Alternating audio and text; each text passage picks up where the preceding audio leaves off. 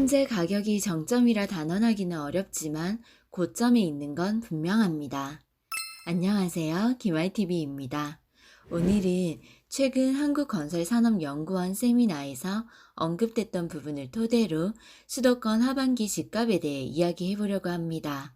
건산연에서는 수도권 집값이 하반기에 1.6%더 상승할 것으로 예상했는데요. 상반기인 1월에서 5월에 상승세보다는 조금 주춤하겠지만 자산가격 상승에 대한 기대감과 주택공급 불안감 등의 심리적인 영향으로 집값의 상승 곡선은 계속 이어갈 것으로 전망했습니다. 전셋값은 임대차 3법 시행에 따라 매물 잠김 효과로 인해 상반기와 비슷한 수준의 상승률을 보일 거라고 전망합니다. 상반기에는 서울뿐만 아니라 GTX 등 교통환경 개선 기대감으로 경기도 지역까지 가격이 올라 상승률이 4.8%를 기록했습니다. 이에 올해 연간 집값 상승률은 수도권 6.5%, 전국 5.5%, 지방 4.4%로 지난해보다 소폭 상승할 거라고 전망합니다. 전셋값 역시 비슷한 수준으로 지속될 것으로 보입니다. 오늘 우리 구독자님들께 전해드릴 소식은 그다지 좋은 소식이 아니라서 마음이 불편합니다. 하지만 그래도 우리가 살고 있는 현재의 시장을 정확하게 분석할 줄 알아야 앞으로를 대비할 수 있기 때문에 준비했습니다. 오늘 내용이 도움이 되었으면 좋겠습니다. 최근 서울 강남권 최고가 단지 중 한 곳인 반포동 아크로 리버파크 33평형이 39억 8천만 원으로 최고가로 팔렸습니다. 6월 19일에 실거래됐고요. 10층입니다. 이른바 국민평형 9평인 전용 84제곱미터 주택이 40억 돌파를 코앞에 두고 있는데요. 그만큼 상징적인 금액이라 뉴스에 계속 나왔습니다. 평당 가격으로 계산해보면 1억 5천만 원이네요. 직전 최고가가 지난 4월 38억 5천만 원과 비교하면 약 2달 만에 집값이 1억 3천만 원이나 올랐습니다. 서울 집값이 연일 상승세인데요. 재건축 기대감이 커지면서 정비 사업을 앞둔 노후 아파트 가격이 오르자 신축 단지들 집값도 따라서 상승 추세를 이어가고 있습니다. 재건축 이슈가 있는 서초구 잠원동 신반포 2차 92.2제곱미터 29평은요, 지난달 9일 30억 6천만 원에 팔리면서 신고가를 경신했고요. 여긴 6층이었습니다. 2016년에 입주한 신축 아파트 레미안 신반포 팰리스 역시 84.42제곱미터 34평도 지난 3월 28억에서 5월 19일 28억 7천만 원으로 올랐습니다. 여긴 25층입니다. 지금은 가격이 오르면 좋아할 사람보다는 불편한 사람들이 많은 시기입니다. 내가 가지고 있는 아파트가 오르는 건 분명 좋은 일이지만 오르는 것도 정도가 있어야 하는데요. 계속 오르기만 하는 것도 그닥 좋은 신호는 아닙니다. 가격이 오르면 그만큼 신경 써야 할 부분이 많아집니다. 아무래도 시장의 수요자들은 가격 상승에 대한 부담을 느끼면서도 상승에 대한 기대감을 놓지 못하고 또 주택 공급에 대한 불안감 때문에 주택 매매 시장에서 손을 놓지 못하고 있습니다. 정부의 여러 가지 공급 정책에도 불구하고 생애 최초 주택 매입자가 증가하는 걸 보면 수요 우위 시장인 건 여전하다고 볼 수 있어요. 정부가 다주택자 규제를 강화하면서 똘똘한 한 채에 대한 인식이 강해졌고요.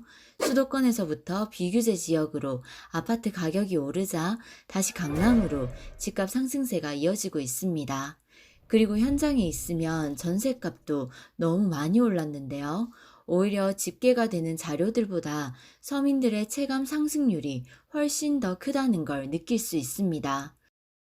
내 집을 조금 싸게 팔고 다른 곳으로 이사 가고 싶어도 내가 이사 갈 곳도 막상 똑같이 비싸기 때문에 팔지도 못하고 사지도 못하는 시기입니다.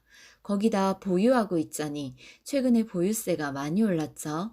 내 아들 세금을 생각하면 또 팔아야겠고 다주택자분들은 어떻게 해야 되나 복잡한 심정인데요. 이런 상황에도 상반기 가격을 보면 올랐습니다. 또 오른다는 보고들이 나오고 있으니 씁쓸한 소식입니다. 하지만 전망에 대한 추측은 꼭 맞지 않습니다. 틀릴 수도 있어요. 그래서 그나마 불행 중 다행인가요?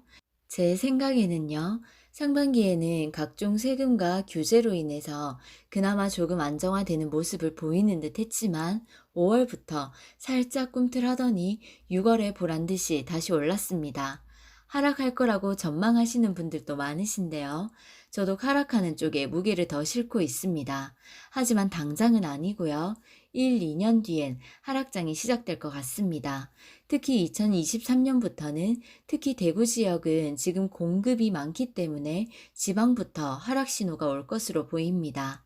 하지만 오늘 주제는 당장 올해 하반기를 전망해보는 시간입니다. 당장 올해 하반기를 전망해보면 지금과 비슷한 분위기로 소폭 상승할 것으로 예상해봅니다. 하반기에는 3기 신도시 청약도 시작되죠. 지금 가장 싸게 사는 방법은 청약이 가장 베스트입니다. 기본적으로 새 아파트인데 주변 아파트보다 저렴하게 살 수 있으니까요. 입지가 정말 나쁜 곳은 피하셔야겠지만 어느 정도 괜찮다 싶으신 곳은 청약으로 잡으시는 것도 한 방법입니다. 지금 청약되는 게 좋은 건지, 청약으로 꼭 이렇게 사는 것이 맞는지에 대한 여부도 생각이 많으실 텐데요. 지금 시장에서는 무주택자가 다주택자를 걱정하는 시장이라고 합니다. 그 말은 즉슨 무주택이면 무주택일수록 더 좋다는 의미인데요. 하지만 꼭 지금 집을 장만하셔야 되고 매매를 하고 싶으신 분들은 청약을 노리는 것이 현재로서는 가장 최고의 방법이라 생각됩니다. 오늘 영상의 포인트는요, 하반기에는 상승 추세가 지속될 것이라는 점이 핵심입니다. 올해 당장 하락할 가능성은 크게 보이지 않습니다. 다만 가격 상승이 지난 몇 년에 비해서는 소폭으로 다소 적은 상승이 있을 것 같습니다. 아마 우리 구독자님들 지금 집이 있어도 고민이고 집이 없어도 고민이실 텐데요. 그래도 적절한 매수 타이밍을 잡으려면 현재 시장은 어떤 흐름으로 가고 있는지 잘 파악하고 계셔야 합니다. 뉴스들도 꼼꼼히 챙겨보시고요. 우리 김아이TV 구독자님 한 분 한 분 다 부자 되시기 바랍니다. 부자가 되시는 그날까지 김아이TV가 함께하고 싶습니다. 부동산엔 정답이 없습니다. 시대는 계속 변하고 상황은 계속 달라지기 때문에 정답이 없습니다. 그래서 비슷한 과거의 자료를 토대로 현재를 감각 있게 해석하는 능력을 키워야 합니다. 저도 계속 노력하며 함께 하겠습니다. 저의 이야기가 절대적이진 않습니다. 이렇게 서로 의견을 나누고 소통하면서 함께 보는 눈을 키웠으면 좋겠습니다. 여러분들의 생각에 조금이나마 도움이 되었으면 좋겠습니다.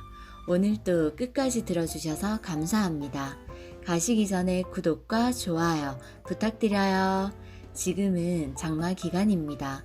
외출하실 때 꼭 우산 챙겨 다니세요.